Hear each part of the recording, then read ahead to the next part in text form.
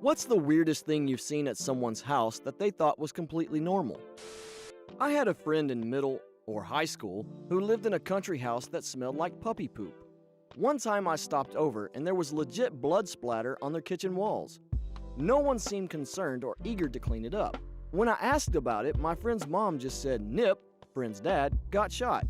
Never went back. Went over to this kid's house down the street from me when I was young. We ended up watching the cartoon The Proud Family on Disney Channel. His mom comes in and tells us she doesn't want us watching it because there are too many black people in it. He was just like, "Oh yeah, I forgot." I had an aunt who was so terrified of nudity she made her whole family change clothes alone in a locked bathroom. Even uncle. She also made everyone sleep fully clothed in underpants, old-fashioned full coverage pajamas, and a house coat. She said no one in her family was going to have to be outside where people would see their night clothes if the house burned down. When she found out I was sleeping in my underwear, I got a 20-minute lecture on acting like a prostitute. This was in 1982. This was back in high school. My friend's older brother had slippers made from his beloved dead dog's hide with the fur still attached. I thought she was joking at first, but she was perfectly serious. And I realized that's exactly what they looked like. They were definitely not fake fur slippers. In grade 6, age 11 or 12, I went for a sleepover at my new friend's house. He and his family had just immigrated to Western Canada from Manchester or Bolton, England. They were what you might call working class. As soon as I got there, his toothy mother comes into his room with a pen and notepad and casually asks us what would we have from the liquor store. We must have ordered about $50 worth of alcohol between us. That night, we just got absolutely trashed on rum and cokes, playing Super Nintendo in his basement like it was completely normal. I remember jumping on the trampoline at probably 2 or 3 in the morning while his father barbecued sausages for us to eat. His parents otherwise sat in their living room smoking and watching TV all night without a care in the world for the stumbling preteens downstairs. At regular intervals, his mother would come down with snacks and treats as we damn near stayed up till dawn laughing and horsing around and having the time of our lives. At a friend's house when I was younger, went to use the restroom. 4 women in the house. All of them were in the habit of leaving their bloody ladies' products lying messy side up in the lidless garbage can. Growing up with a mom and 2 sisters, we all got through Shark Week as discreetly and invisibly as possible. I had never considered that other women didn't worry as much about hiding bloody pads or tampons from visitors. At one point, butter that was stored outside of the refrigerator. I have since learned that this is perfectly okay, but growing up in a family that strictly kept the butter in the fridge had me believing there was no other way. Now I know. Couple of things. At one house, a microwave on top of a toilet. You couldn't enter the kitchen due to the amount of hoarding, so if they were hungry, they would plug the microwave in, place it on the toilet, and microwave some food. At another house, lots and lots of empty boxes, stacked in every corner of the house in case they ever had to return items. I can somewhat understand that mentality, but when you've used that item for years, return policies don't apply anymore. When I was younger, my parents signed me up for a bunch of theater programs. I'm not sure if any of you have ever been into theater, but it really brings together an aberrant bunch of people. Anyway, I made friends with this normal-seeming girl named Madeline. She was cute as a button and read a lot of books and was into art, so we got along swimmingly. We hang out a lot at my house and in public places like movie theaters and such, and one day I ask her if we can spend the evening at hers. She says yes, but cautions me that her family is a bit weird. I chalk this up as a typical preteen social anxiety and normal family insecurities that everyone that age has, and I assure her that I'm sure it will be fine. So sometime a few days later, she invites me over for dinner. Everything is normal from the time I step out of my dad's car to the time her father opens the door to their home. Their very, very unfinished home. And I don't mean in the process of moving unfinished. I mean that everything was very neat, tidy, and even decorative, but the house itself was unfinished. I mean, pictures were hanging on the walls, but some of the walls didn't have plaster or paint or anything. They were just boards like a foundation where walls should have been, as if the construction had been halted halfway through the completion of the home, but the residents moved in and got settled anyway. There were no doors on any of the rooms, not even the bathroom, and my friend's bedroom only had completed walls on the side of her room that separated it from the exterior of the house. I asked her what the deal with it all was, and she said, "Yeah, it's been like this for the past 10 years. My parents took over the building process because of some disagreement with the contractors, and then they just sorta didn't finish. We don't really mind though. None of us need privacy or anything. We're a close family. Even her parents seem entirely unperturbed by the lack of bathroom privacy and no problems relieving themselves with me in the next room. It was weird. My buddy's dad had a thing about paying for water. So if it's yellow, let it mellow. If it's brown, flush it down didn't even work for him. The bathrooms were terrible. They wouldn't flush at all unless his dad made them flush. I hated going there. I had a friend a while back who had her boyfriend living with her and her mom. Rather than get up to go to the bathroom to pee in the middle of the night, he would pee in a soda or beer bottles and just put them on a built-in shelf above the bed. They would then just sit there until the shelf filled. She was just okay with it. I probably also lived in a weird household. Friends said it was, anyway.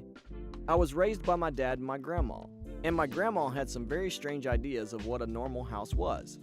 All shoes had to be kept on a bookshelf by the back door, and my dresser was in the kitchen, despite me having a perfectly fine bedroom. I slept on a straw coat in a room with my sister, who had a normal queen-size bed.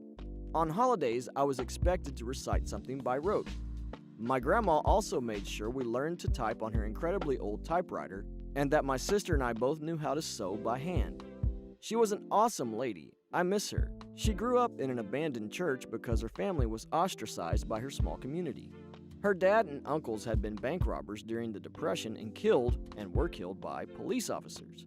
So they were pretty much hated for a fair number of years.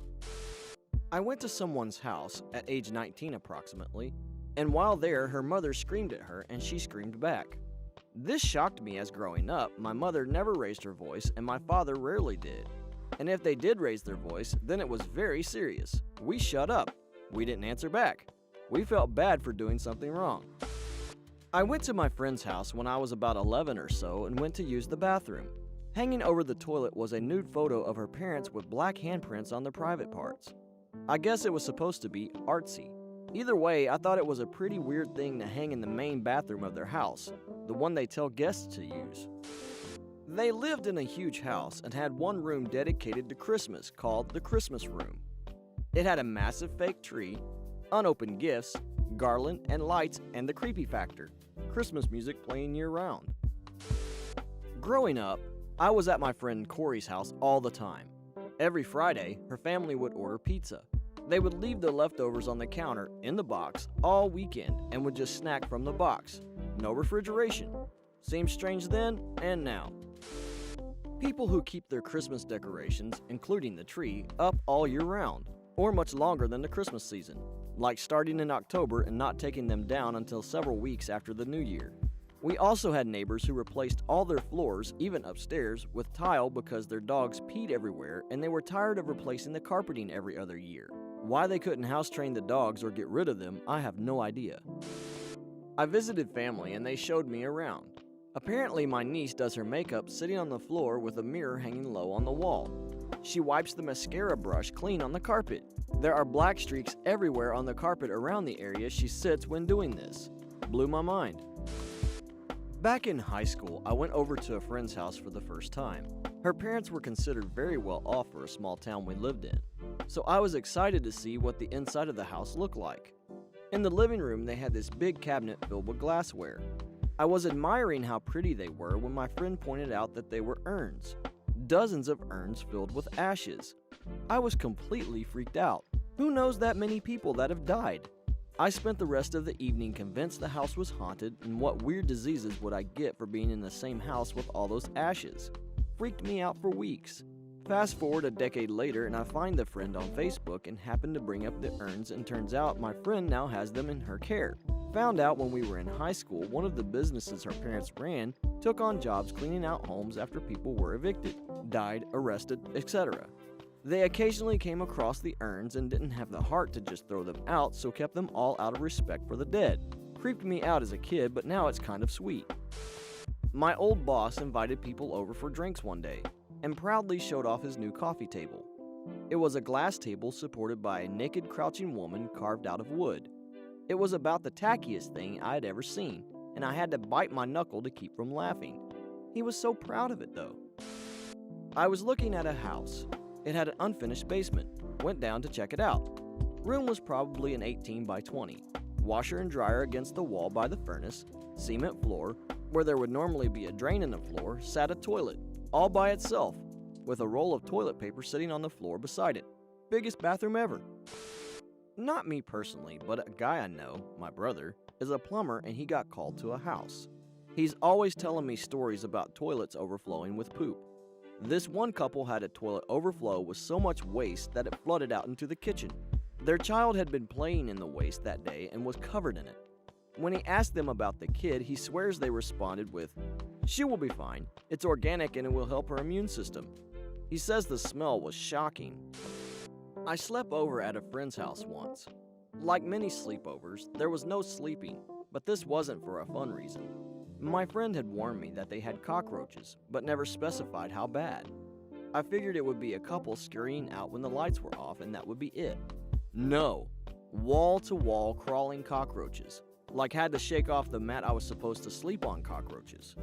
Her dad told me about how they oiled the inside of their leftover pop bottles and left bits of food at the bottom to lure them in so they could kill them with hot water and flush them. He then kindly offered me some cotton for my nose and ears so that they didn't crawl in while I was asleep.